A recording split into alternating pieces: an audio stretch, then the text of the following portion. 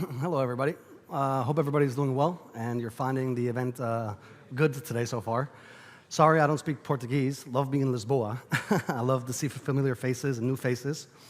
One favor, if I do speak too fast, because once I roll, I just keep going, just raise your hand and stop me, and more so if I get nervous. So I would like to talk about Qualys today. Probably there are a few of you that have heard of us, who know who we are, know what we do, and others that don't. So in the next 15 minutes, I'll try to give you some overall insight on what we do, where we come from, and how we try to help organizations manage risk.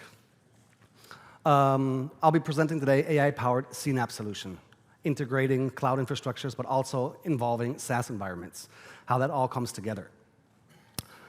Before I start, I would like to show you a few statistics in regards of market trends and issues that we see in the market when it comes to cloud. Is anybody in this room able to tell me what is their real risk level in their organization?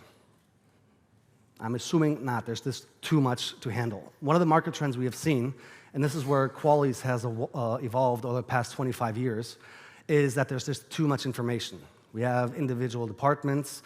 Each department manages its own risk. They use multiple tools, multiple solutions.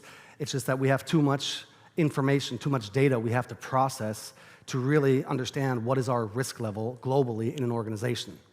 So what we try to do is we help to identify the individual risk level of our assets within our organizations based on business context. It's not enough anymore just to gather information from CVE information or CVSS details. Okay, it used to be years ago, we all probably know this, you had a sensor, you put it in the network, you started scanning your network, and you got information from vulnerabilities. But times have moved on. It's not about vulnerabilities anymore. There's a whole lot more going around. What's with your misconfigurations? Again, if we have switches in our network, and we have to exchange 50 switches in one week, we're human beings. If the IT admin forgets to exchange the default password and username of that switch, it's not a vulnerability. But what it does do is it leaves a back door open for the bad guys, for the criminals, to get in. So it's about how to calculate your risk level based on your business context. So that's one of the trends that we've seen. Another one is the tech guys in our organizations love to work with the Excel spreadsheets. They love to work with the data. They like to put it in their business intelligence platforms. They like to have the outcomes, actionable data, et cetera. How often do we find ourselves trying to translate all this information to make it easy and efficient for the C-level or the board of directors to understand? Where are the pressure points? Where is the issues at? Where are the issues at? What is this risk costing my organization? So another big issue that we see and a lot of companies want to tackle is how can I communicate the technical risk internally to our board of directors? Then, of course, in the market, we have 60-plus service providers that are specialized on one or two of the following functionalities, be it CSPM, so your cloud security posture management, cloud workload security. What's with this SaaS security posture management? Of course, there are so many providers out there that are specialized on one or two. But how do you get it all together? How do you get the information from each siloed functionality to see what is your global risk? Again, we talk a little about risk, and that's the most important thing here. How do I get more security? Again, bringing it all together, having one centralized platform and seeing all this data. Make it as simple as possible. How do I get the information from my infrastructure? So on-prem, converged and merged with the information I get from cloud, because a lot of times it's hybrid. It's not all cloud-based. So how do I get that information together, and how can I translate that into my risk level?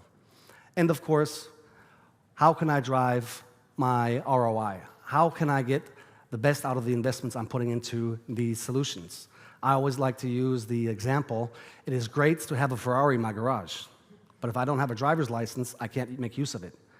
A big issue that a lot of companies see is they have great tools, they have great solutions in place, but they don't have the resources to manage that solution or to get the best potential out of that solution. So a lot of times, you can have the best tools in place, the best solutions in place, but if you're not able to use them to its maximal potential, what does that solution help you if you don't know how to manage it? What were the leading causes that we've seen over the past few years in regards of breaches that have to do with cloud-based services? One thing is, once we go into the cloud, it doesn't mean that the cloud provider will secure our environment. We still rely on our own processes, our own configurations internally. We have seen that more than 50% of misconfigurations have led to breaches because there's so much things that we have to look into. Are our passwords being changed every 30 days? Is the password set to 12 characters? Does it have a special character, capitals, letters, numbers, etc.?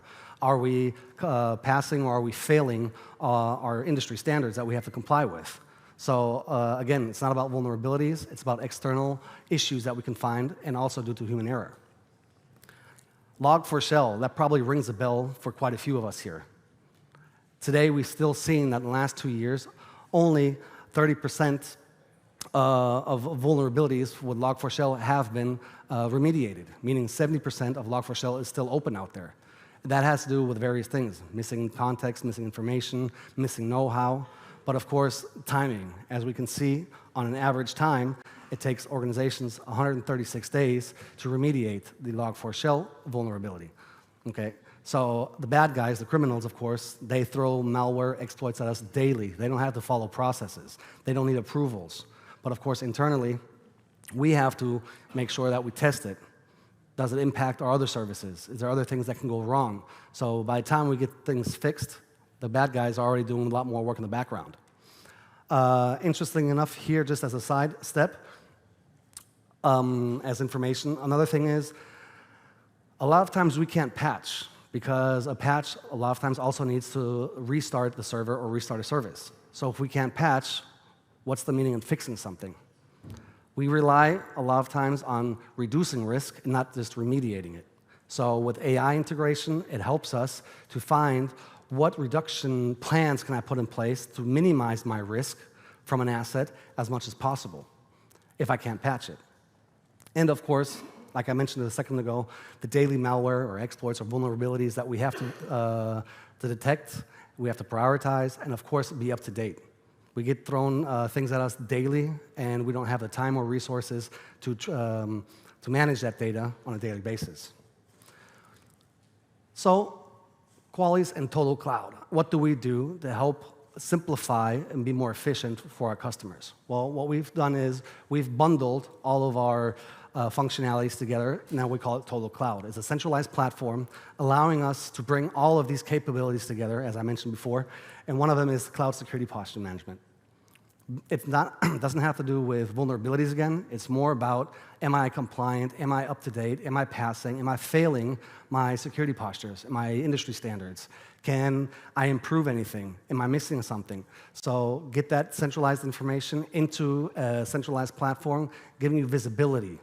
So it's about giving you visibility to be able to be more efficient and act on the misconfigurations.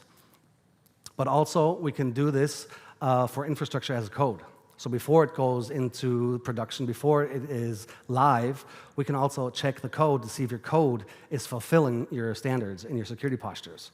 So before, we can do better work beforehand, before going live into certain production areas. Cloud workload protection. Of course, this is a continuous scanning on being able to detect the unknown and find blind spots, be it malicious communications, be it control and command lines that are going on. Has malware been downloaded? Is there suspicious communications going on in my network? So again, it doesn't have to do with the vulnerabilities we find in our assets. It has to do with things that are happening in the network itself. Okay, maybe I need to delete a file or put an asset confine an asset, get it out of my network as soon as possible. So with workload protection, we can help find these blind spots.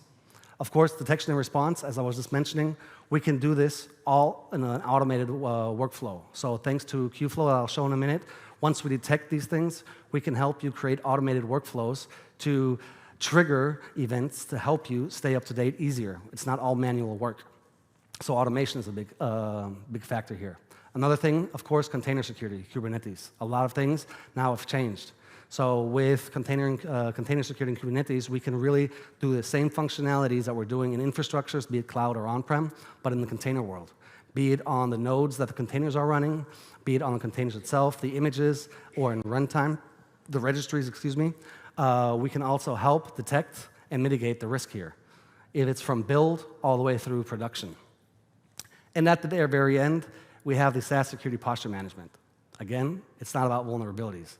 What is happening in my network? Who has access to what? How are my files configured? Who is sharing something internally? Who is sharing data externally? How are the configuration settings on my files?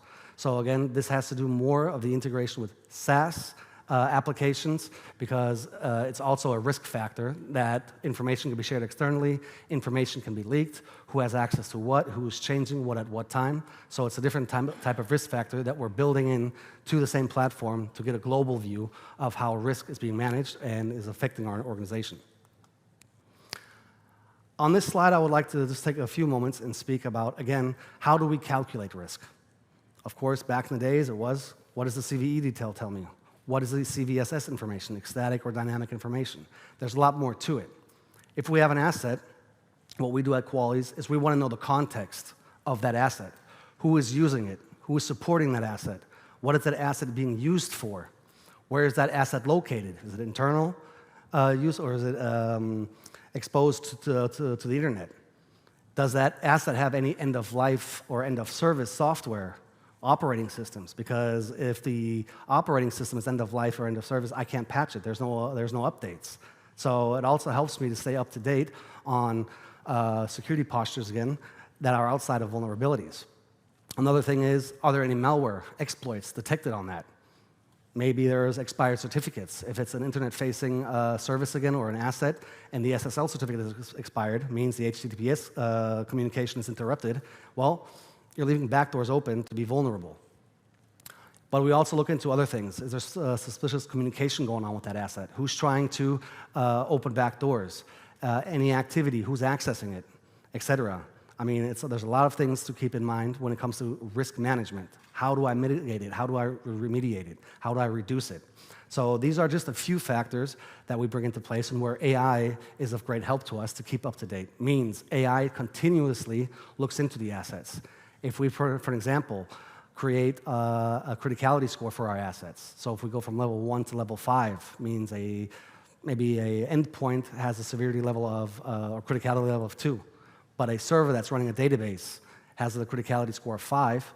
If that database is running on Windows, but we still have a guest user enabled, it's not a vulnerability, but you're leaving a back door open because you want to disable that guest user on a Windows server.